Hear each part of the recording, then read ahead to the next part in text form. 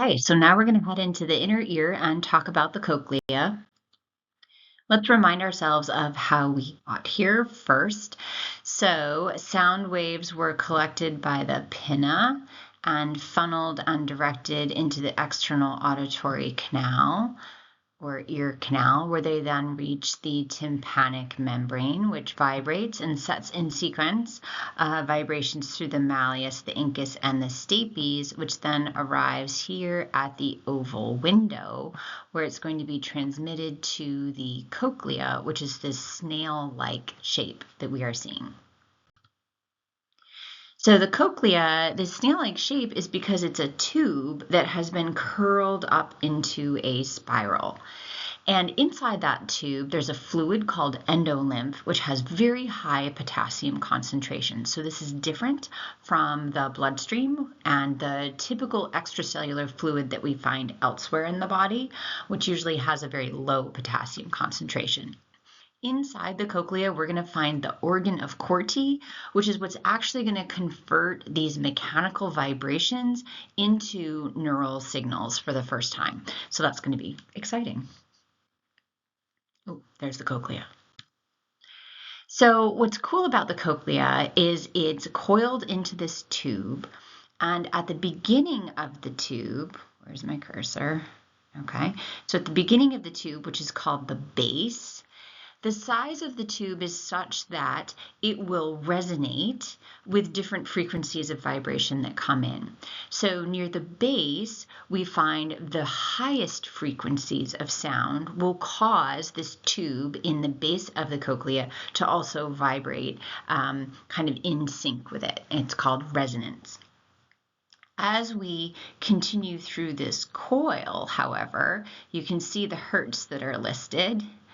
Right? And as we get toward the apex, this is where we have the lowest hertz. So that's where we can sense the lowest frequencies, the lowest pitches of sound, because those parts of the cochlea will resonate or vibrate in response to those frequencies. So it's really important to realize that different regions of the cochlea will resonate or vibrate in response to different wavelengths, different frequencies of sound waves, because that's how we're going to figure out, that's how we're going to be able to tell our brain what frequencies we're hearing. Now, I said a tube.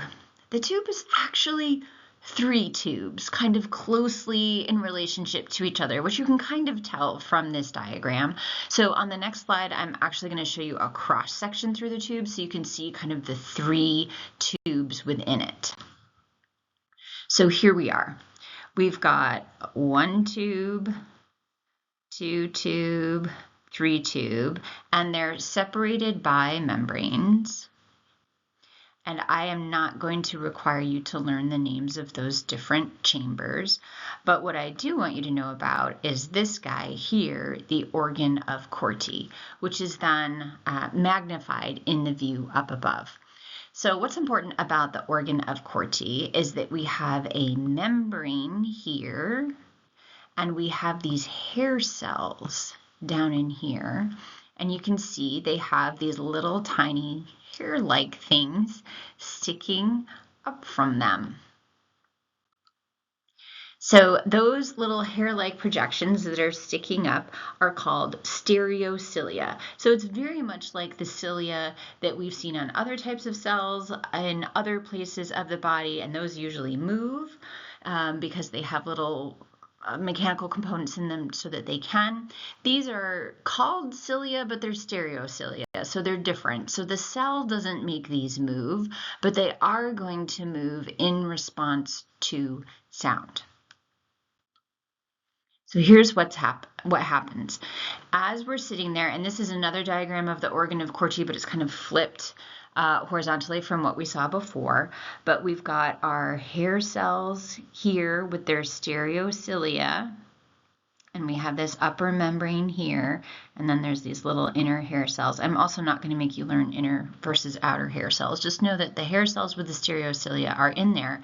And as a certain region of the cochlea vibrates in response to a certain frequency of sound wave that's coming in through the cochlea, as that vibration happens, you get this shearing force between the membrane that the cells are anchored in and that membrane that's up above that the stereocilia are touching. So what that's going to do is it's going to cause the stereocilia to bend as these different parts of the cochlea vibrate. And then the bending of the stereocilia is going to cause changes in membrane potential. So the way this works, and you can see the little animation happening on the left, is there are these funky little kind of like coiled proteins that attach from one stereocilia to another. And so when they bend, those get pulled. And they will actually pull open mechanically gated ion channels. So way back in the beginning of the semester, we learned about the different types of ion channels that exist.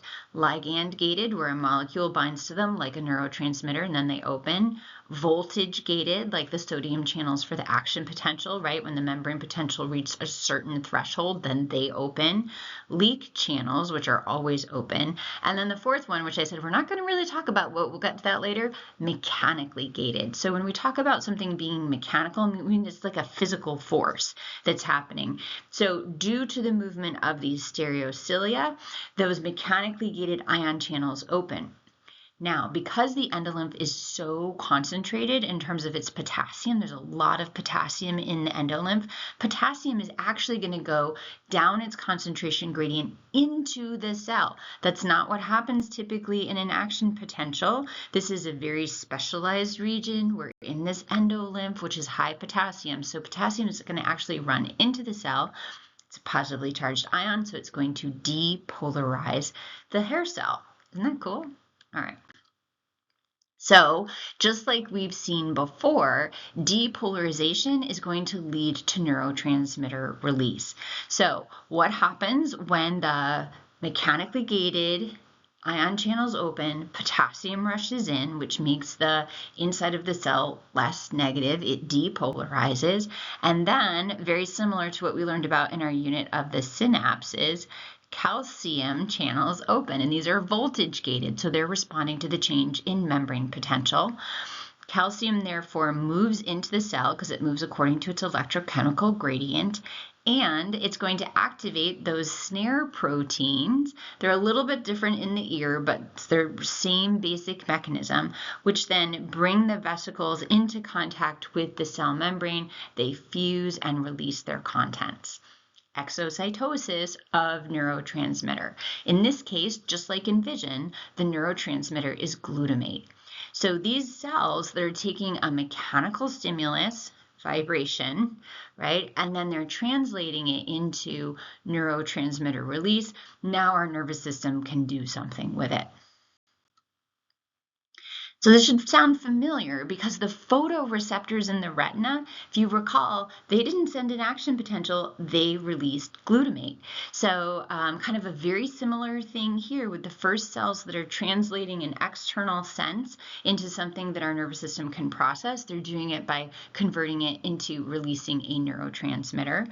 And one of the benefits of this is, remember way back when we learned about action potentials, they're all or nothing. It's a 1 or a 0, it's an on or an off. But this allows you to say, well, there's a lot of this or there's a little of this. So it allows for a graded response. Depending on how much those stereocilia are bending, you can release a lot of neurotransmitter or just a little. So we see the same kind of thing. Also similar to vision, we have bipolar cells. So way back when we learned about different types of neurons, we said there aren't very many bipolar cells in the human nervous system. There were some in the retina. So remember the phototransmitters released glutamate onto the bipolar cells, which released glutamate onto the retinal ganglion cells, which then sent an action potential down their axons in the optic nerve. Here we also have bipolar cells, but here's just a 2-cell layer thing instead of having 5, right? But 3 of which are conducting signals. So this is the diagram from the limb textbook. Again, we have these mechanically gated ion channels. They are allowing potassium to come in, which changes the membrane potential, which opens calcium. Oh wait, I think I have an animation. Here we go. Right, so vibration, stereocilia bend, mechanically gated channels open, potassium goes in, which depolarizes the cell, which causes voltage-gated calcium channels to open, which then causes the whole snare complex thing to have those synaptic vesicles release glutamate into the synapse. In the synapse is with a bipolar spiral ganglion cell. So these bipolar cells are also called spiral ganglion cells. There we go. This is a diagram from the Hedges textbook, and so you can see then those spiral ganglion cells. Here's their cell bodies here. They're bipolar, so they have one projection and another projection on the other side. So here is the synapse with the hair cells. That's where they're receiving the glutamate, yes, and then that information will travel to the cell, and then it is going to send an action potential. So now we're going to kind of speak the language of the nervous system by sending an action potential, which is going to travel down this bundle of axons, which is the beginning of the auditory nerve, which is kind of the old name. The new name is vestibulocochlear nerve. So there we go. Now we have action potentials.